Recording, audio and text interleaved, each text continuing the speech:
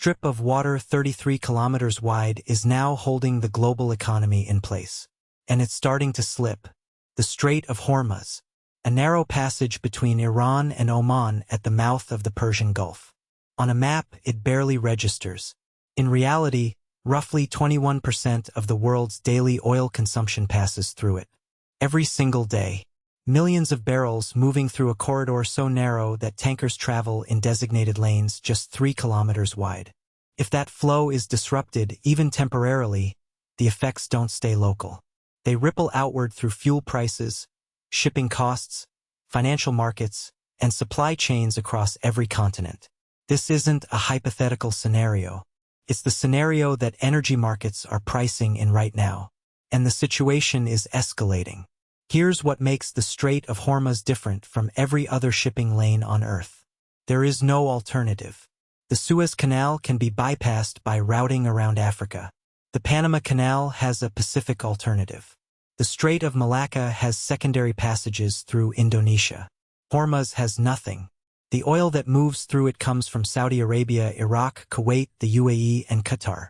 There are pipelines that bypass the strait, but they can only handle a fraction of the volume. If Hormuz closes, there is no backup route capable of replacing it. Not at scale. Not quickly. This single fact shapes everything.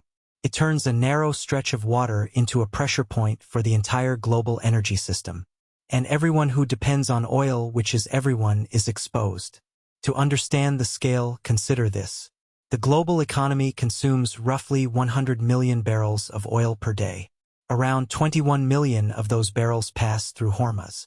That's more oil than the entire daily consumption of the United States and Japan combined, moving through a channel narrower than the length of Manhattan. But the real problem isn't how small the strait is. It's how exposed it is. Iran controls the entire northern coastline of the passage. Its military installations, missile batteries, and naval bases sit within direct range of every tanker that transits the strait. Small fast-attack boats operate in these waters constantly. Iran has demonstrated, repeatedly, that it can seize commercial vessels, disrupt shipping lanes, and threaten military assets within the strait at short notice. This is not new. In 2019, Iran seized a British-flagged tanker in the strait. Multiple commercial vessels were attacked with mines in the same period. Tensions surged, insurance premiums spiked, and tanker traffic slowed. The world got a preview of what a sustained disruption would look like. And this is where the situation becomes unpredictable. The current tensions are not an isolated incident. They sit on top of decades of unresolved conflict in the region. Sanctions, nuclear negotiations, proxy wars, and shifting alliances have created a landscape where escalation can happen without warning. A single miscalculation, a drone strike, a naval confrontation, a seized vessel, any of these could trigger a chain reaction that shuts down the most important energy corridor on Earth. And the markets know it. Here's what most people don't understand about oil prices. They don't move based on supply and demand alone. They move on fear, on expectation, on the perception of risk. A disruption doesn't have to happen for prices to spike. The credible threat of disruption is enough.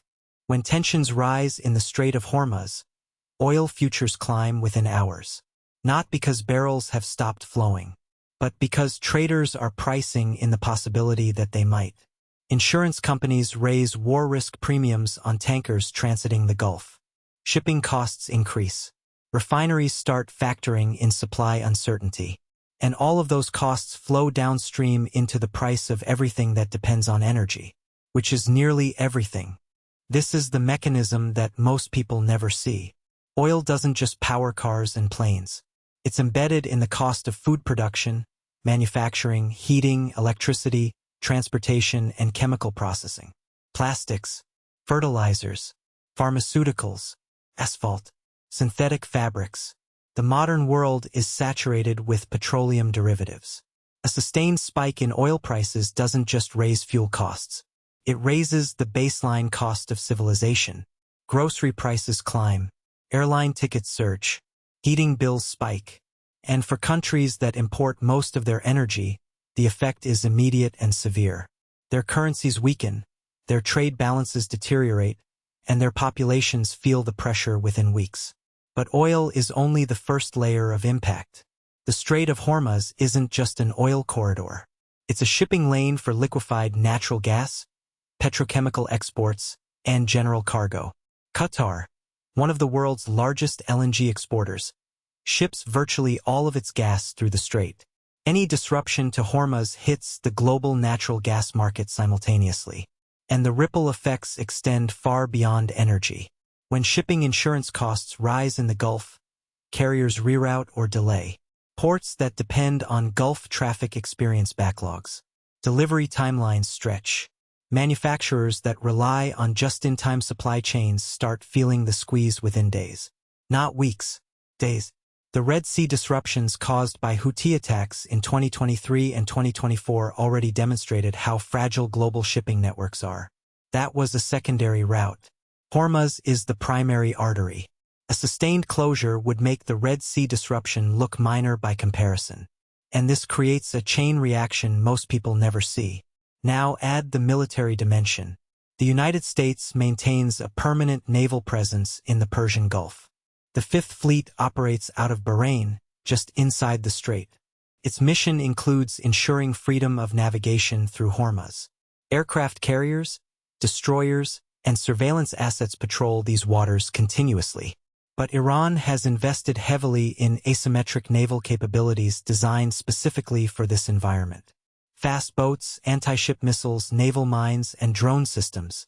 The strait is shallow, narrow, and cluttered with commercial traffic. It's precisely the kind of environment where conventional naval superiority becomes difficult to project. A direct confrontation in Hormuz wouldn't be a simple engagement. It would be fought in one of the most congested waterways on Earth, surrounded by oil infrastructure, civilian shipping, and the energy supply of half the planet. A single missile striking a loaded tanker could create an environmental catastrophe layered on top of an economic one. The risk of collateral damage is enormous. The risk of miscalculation is constant. And the risk of escalation is higher than in almost any other flashpoint on Earth. And this is where a local conflict becomes global. China imports roughly 70% of its oil through the Strait of Hormuz. Japan imports nearly 90% of its oil from the Middle East, most of it transiting the strait. South Korea, India, and much of Southeast Asia are similarly dependent. A closure of Hormuz wouldn't just affect Western economies. It would destabilize the energy supply of the world's fastest-growing regions simultaneously. This means that a confrontation in the strait doesn't stay bilateral. It pulls in every major economy that depends on Gulf energy. Diplomatic pressure intensifies. Military postures shift. Alliance structures are tested. The strait becomes a fulcrum on which global power dynamics balance. And this is the scenario markets are quietly preparing for. Energy analysts model disruption scenarios ranging from brief closures, lasting days, to extended blockades lasting weeks or months. Even the shortest scenarios produce severe economic consequences. A 2-week closure of Hormuz would remove roughly 17 to 20 million barrels of oil per day from global markets. Strategic petroleum reserves could buffer some of the impact, but they are finite. And they were designed for temporary disruptions, not prolonged ones. A sustained blockade would trigger an energy crisis unlike anything since the 1973 oil embargo. Fuel rationing, industrial slowdowns, inflationary shocks that would cascade through every economy on Earth. Central banks would face impossible choices between fighting inflation and preventing recession. Governments would face political pressure that no policy tool can easily relieve. And the longer the disruption lasts, the harder it becomes to contain. Supply contracts break down. Alliances fracture under economic stress. Nations that depend on Gulf energy begin making desperate calculations. The geopolitical consequences of a prolonged closure would reshape international relations for a generation. Step back and look at the full picture. The global economy is built on the assumption that certain routes remain open, that oil flows without interruption, that ships transit safely, that markets function on predictable supply. The Strait of Hormuz is the single most critical link in that assumption. And it sits in one of the most volatile regions on the planet, bordered by a state that has both the capability and the strategic motivation to threaten it. This isn't about one country or one conflict. It's about a structural vulnerability in the way the modern world moves energy. A vulnerability that has existed for decades, that has never been resolved, and that is now being tested. 21% of the world's oil. A passage 33 kilometers wide. No viable alternative at scale. The world doesn't run on oil alone. It runs on the assumption that oil keeps moving. And right now, that assumption is no longer guaranteed.